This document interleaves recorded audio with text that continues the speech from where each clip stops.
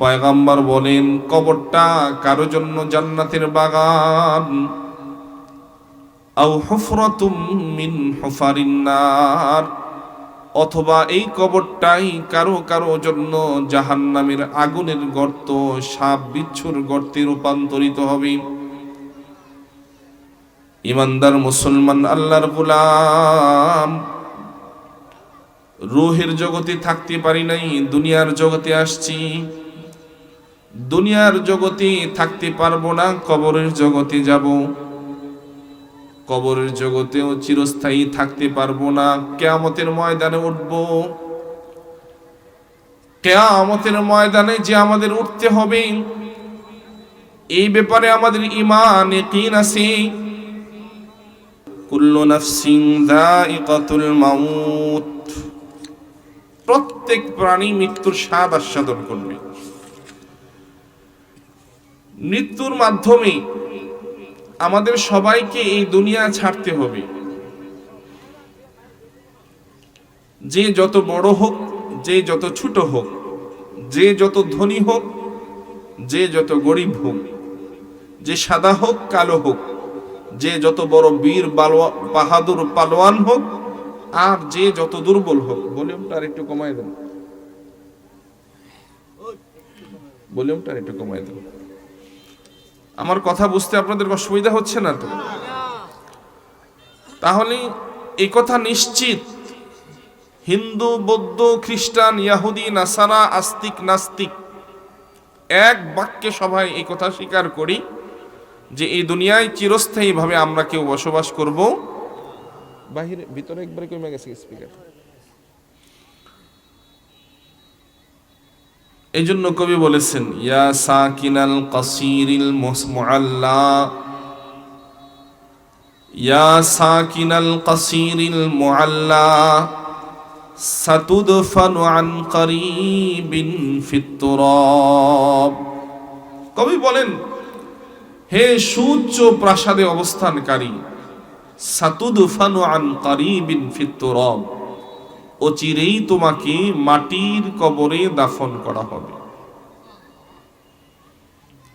এই জন্য কয়েকদিন আগে আমাকে এক মুসল্লি দেখাচ্ছিলেন যে, হুজুর, এটা আমার বাবার কবর, এটা আমার মার কবর।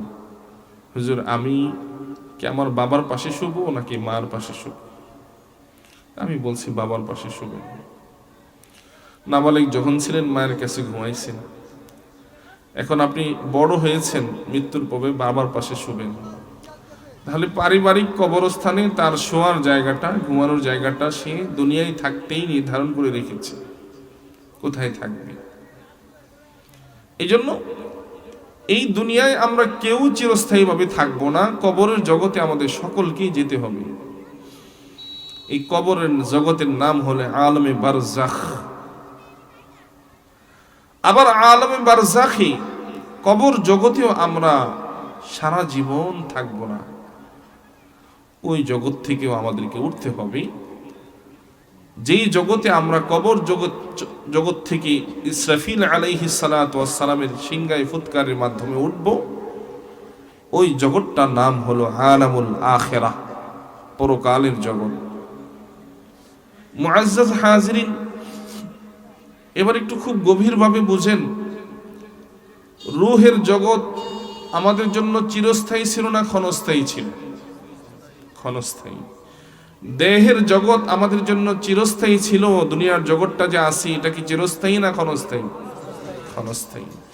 এরপর তৃতীয় যেই জগৎ, কবরের জগৎ, ওই জগৎটা আমাদের জন্য চিরস্থায়ী না ক্ষণস্থায়ী? ক্ষণস্থায়ী। কবর জগৎ থেকে যে পরে উঠবো আলামুল আখিরাহ, ওই জগৎটা কিন্তু আর ক্ষণস্থায়ী না, ওই জগৎটা চিরস্থায়ী। আদালতের কাঠগড়ায় আল্লাহ পাকের বিচারের ফয়সালা হওয়ার পর হয়তো আমরা কেউ জান্নাতি অথবা কেউ জাহান্নামী। কোরআনে আল্লাহ বলেছেন, ফারিকুম ফিল জান্নাতি ওয়া ফারিকুম ফিস সাঈর।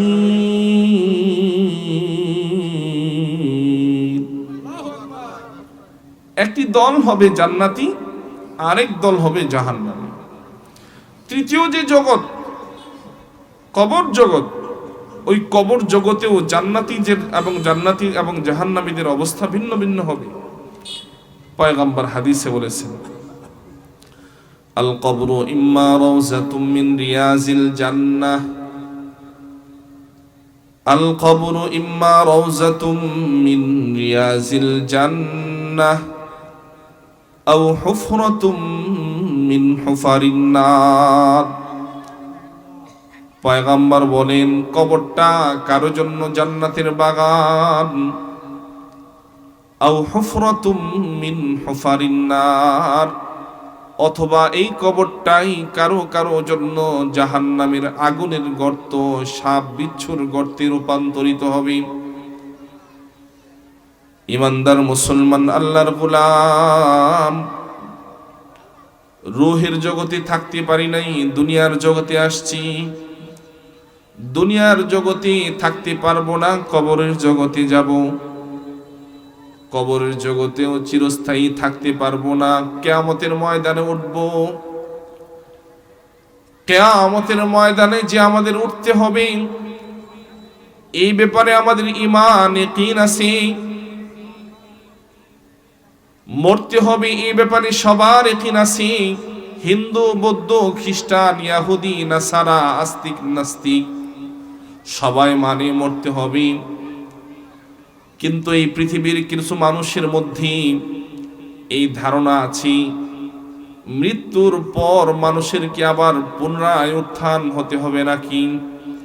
মানুষ যখন মারা যায়, দেহ পচে গলে যায়, মাটির সাথে মানুষের অস্তিত্ব বিলীন হয়ে যায়, হাওয়ায় বাতাসে মানুষ মিশে যায়, এরপর আবার কিভাবে পুনরায় মানুষ উঠবে?